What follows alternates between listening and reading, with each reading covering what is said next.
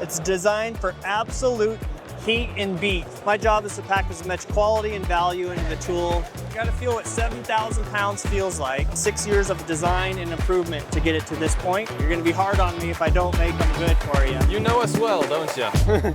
All right, we are here with Jason from Fireball Tool. Always been a longtime fan of his channel, and we're checking out his new giant vise here. Tell us something about it. Yeah, so this is the new blacksmith floor vise, and what's special about it is its weight. It's 1,800 pounds. It's designed for absolute heat and beat, which means you put something in these 20-inch large jaws and you can fold it, manipulate it, and hold it.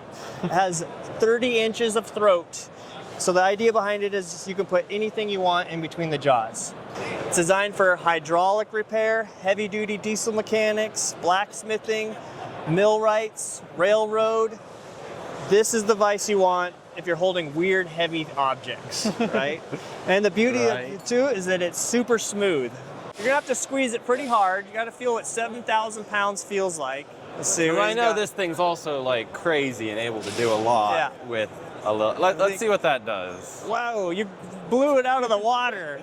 9,000 pounds. Oh, I knew I should have stopped earlier. Really Man, this easy, is crazy. wasn't it? That was with me like considering that this thing's gonna go over whatever I think it's at. Yeah. Like I already know this thing's crazy, and I still was able to overshoot it by 2,000 pounds. Feel how easy it is to release it. Yep, give her a tug.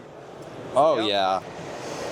So the reason why it has a wheel, because obviously you're going to be holding something in your hand, right? So you're going to be holding it in here and you want to reach the wheel, right? So pretend this is I'm holding it here, I want to reach it and I want to tighten it, I want to loosen it. I don't have to bend down, I don't have to reach. And it's left-handed or right-handed operation. And I want to mention too, look at how smooth this is. I can just like dial it in exactly how I want. I'm incrementing by 10 pounds on here. That is amazing, because you never want to, with this much power, you don't want to overshoot it like I did on that one. So that's amazing. So I know online you mentioned your jaws. Your jaws are, you can swap them out, right? Or different jaws with different bites, different grips that you might need. Does that come separate with from the vise or? Yeah, so you'll be able to, when this comes out for sale, you'll have different vise jaw shapes and sizes. Gotcha. This is a show. I chrome plated these ones for the trade show just because they look really fancy. But we'll have just regular mild steel versions. We'll have some hardened ones for blacksmithing. We'll have some smooth jaws, some knurled jaws. We'll have aluminum jaws. We'll make some V jaws. A lot of different accessories depending on what you're building and what you want. And the cool thing is you don't necessarily have to have it already, because you already have these mounting holes ready to go. You got your thread print and you just go for it and build what you need to build. Cool. And if you want to fabricate your own special jaw for a specific application, you got the bolt holes to do that, and you can make your own stuff. So if you notice, this wheel is floating, so whatever you're doing back here, the hydraulic cylinder can take over and isolate it from the screw. This is just no compromises on anything. You've thought of everything you can do on this. I can just tell you haven't made any sacrifices. With the early prototype I built 6 years ago, and I've had 6 years of design and improvement to get it to this point. And one of the goals was to make it look old, make it look strong, make it look appealing in the workshop, and make it indestructible. So all the same values I've got. Like this is everything I look for in a tool. This is our newest table, and I call this the chassis, railings, and gate table. As you can see, it's huge. So this is for fixturing a chassis up or a gate or railing. And what the customer has asked of me is flexibility, which means any of those projects requires the table to have different size or width. So this is 14 feet long, and as you can see, we can change the width of that by placing different towers in between. And it's so versatile, you can stagger the plates or individual tables, or just use them as they are. You can literally separate them and just use it as a workbench. Highly flexible to accommodate whatever job you're working on. This could be really helpful for you got a whole chassis like for a race car that you're trying to build or something. And race You cars. get to the middle of it right there, yeah. You've got to crawl into underneath the it. side of it, and you got to do the welding. I noticed you have spacer blocks right there. Those are machined down to, like, if you have a tolerance and stuff like that. That's pretty cool. You already have it ready to go. You just grab it. There's not no fucking pulling a measuring tape and trying to measure twice and everything like that. So we call them shim kit, and the beauty about it is normally we have a bucket full of spacers or blocks that we keep. Oh, yeah. This is a much better design because they're magnetic. So if you want to hold something up, they just stay where you want it, and they don't move around on the table. But they are ground, so they're within 1/1000th of an inch. Yeah, Probably nice. way more accurate than any welder ever needs, but because we can, we do. Yeah. And you're looking for something a weird size, you can stack them and get the spacing you're looking for. And people might say, like, you can ring them together, but that's just, when you're welding, No. why bother? And it's going to get dirty, Yep. and just, that makes it so much nicer. The magnets are set underneath the surface, so what I do is I just wipe them on my pants if there's a little debris Yep. on there, and you still stick them together. There you go. And if they were to lose one, break one, damage one, we sell them individually also, so you can buy packs to replace Oh, whatever love you to need. see it. Or if you just use more of one size than the other, you can just buy 4 of them at a time. You guys like bar clamps? Oh, yeah. That's what you're saying.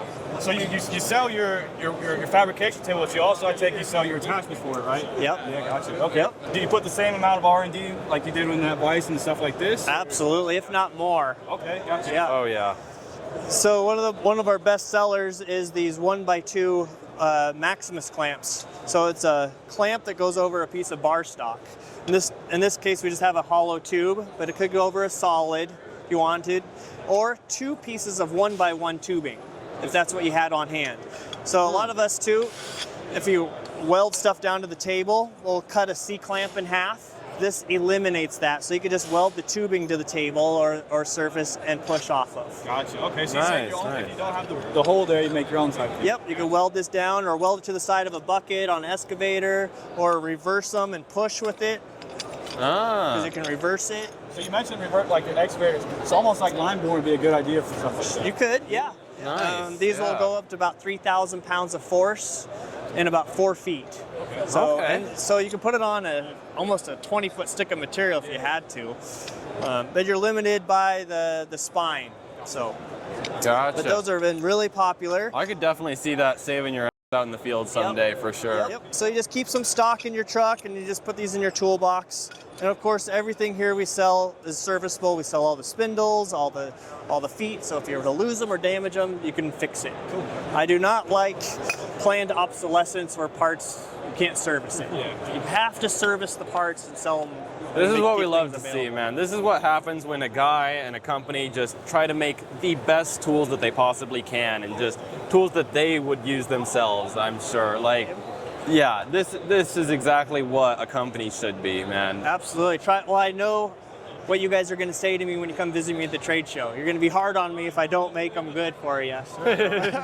Right? No, this is what I feel like has been lost from a lot of companies these days. Is they found out, well, okay, yeah, we could build it this good, but it only needs to hold 1,000 pounds of force. Yep. So let's shrink this down so it only holds 1,000 pounds, and this down, and this down, and then yeah. And then to address the price, because I know that's on everybody's mind, right?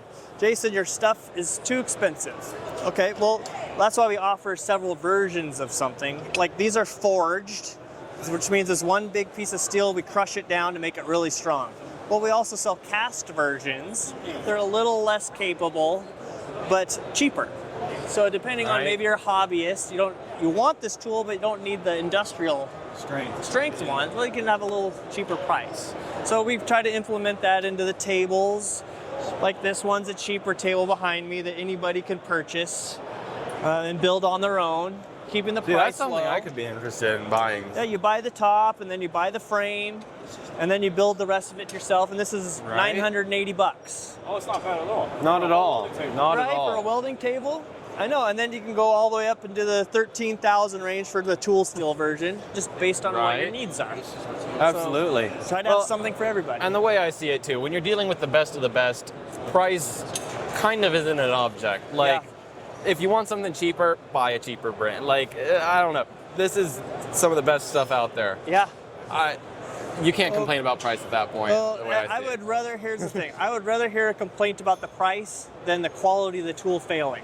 Definitely. I have to choose Definitely. what complaints am I going to hear? Well, and the Jason, way- your vice broke or it's too expensive. And this is what I tell my customers too, is that like, I don't know if you've ever heard of the trifecta of service, where it's you got price, quality, and time. Yeah. And my mechanic shop, I tell my customers, I do it at a good price and I do it quality, but it might not be very fast. And Okay. your niche is you do it the best as you can. It's Yep. not exactly the same for tools as it is for service, but yeah, that is My job is to pack as much quality and value into the tool and I- find that proper balance. Yeah. right. And at the end of the day, too, I'd rather my markup go to somebody like you than go to a faceless corporation, too. Like, Thank you. Yeah. that's the way I see it. Well, and I also know that you guys are going to push the tool past its maybe design capabilities.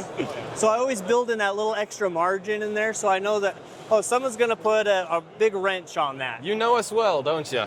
So let's build in some margins that if they need to get that extra little bit of leverage, they can do it, and the tool's going to get you through the job and Right. make some money for you.